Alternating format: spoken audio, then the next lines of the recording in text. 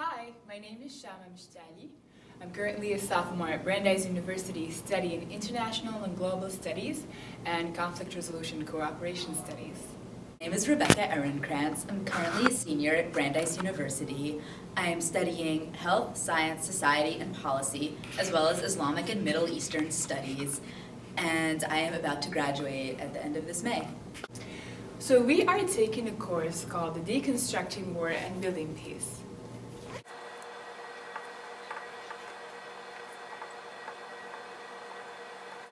This class proposed questions such as, is war inevitable? Are there alternate options to go into war? What does it say about human nature that violence is so prevalent within so many cultures? We asked ourselves, can we transform our culture from adversarial to mutualistic?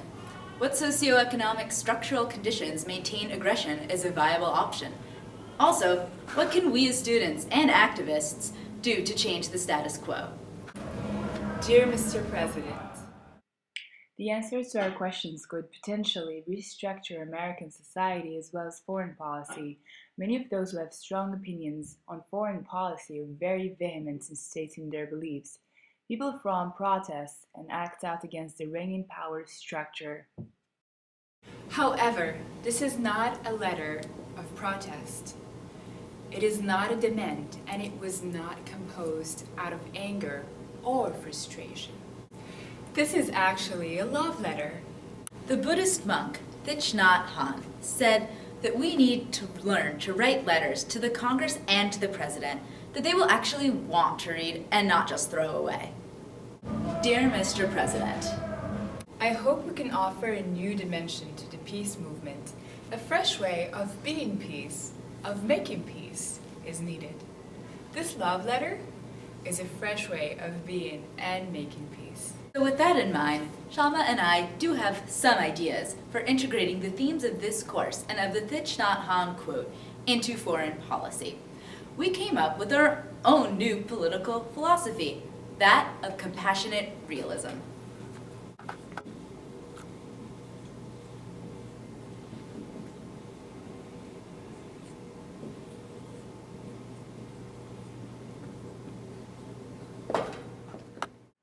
Compassionate realism. Let's look at some definitions for now. Realism means the concern for fact or reality and the rejection of the impractical and visionary. Compassion means sympathetic consciousness of others' distress, together with the desire to alleviate it. The compassionate part of this realism comes in because despite our differences, we are still willing to listen to others without categorizing them as the other. The realism aspect of compassionate realism is that we recognize that others have their own culture and their own way of doing things. Their culture and their way of doing things formed independently and has its own history. We also do not have the power or the right to change their way of acting or forcibly change their perspective, even if we disagree. This philosophy engages both mutualistic and compassionate listening. We do not want to attack someone, either literally or figuratively, for being different. The goal is not to focus on how we can change them. Others need to be empowered to change themselves. The goal is to increase acceptance of cultural differences. Here is an issue of cultural normativity, where we see only our society as normal and correct, and cultural relativism, where we judge or demand other cultures for being different. I'm going to break it down for you right now. We spent this whole semester learning about different philosophies and theories and doing all these different readings, and we kind of want to bring you into that. Within a culture that accepts war, there is a struggle to accept peace. It can be difficult to fathom the possibility of peace, to change one's own mind, or to convince another to do so.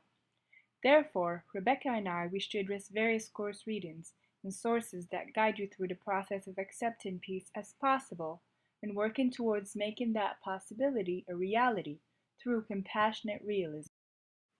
In his book, Rambo and the Dalai Lama, Professor Feldman states that the human condition is set on the adversary paradigm, and that is exactly why there is so much violence and conflict in the world. In the highly materialistic and economically driven world we live in today, finding an adversary seems to be what makes us going and what makes us stronger in many ways. It's as if human existence and the meaning to life are reduced to competition against one another. Our society currently operates on the basis of the adversary paradigm, where winning an encounter is the point of engaging in it. This establishes a binary wherein there is constantly a winner and a loser. Stability of human relations is lost within an adversarial assumption because there is no room for understanding of mutual differences. Mutuality is an inclination to believe that trusting, satisfying relationships with others are desirable and possible. The view of behavior and corresponding practices that follow from this assumption constitute the mutuality paradigm. From within the mutuality paradigm, there can be the possibility of peace. Mutuality is compassionate and brings people together instead of dividing them. Additionally, behavior that focuses on the good of all will be likely to be beneficial to all, rather than warlike behavior wherein it is understood that the other side is going to be harmed and that their pain and suffering is inevitable. It is imperative in this discussion to address the concept of the other. According to the theory of projective identification at the level of the unconscious, it's not that the other is an enemy or inferior, but rather that the other and I are one. Fighting the other is a metaphor for unfaced internal struggle. In reality, there is no such thing as another. We're all part of the collective human race, living on the same planet and using the same resources.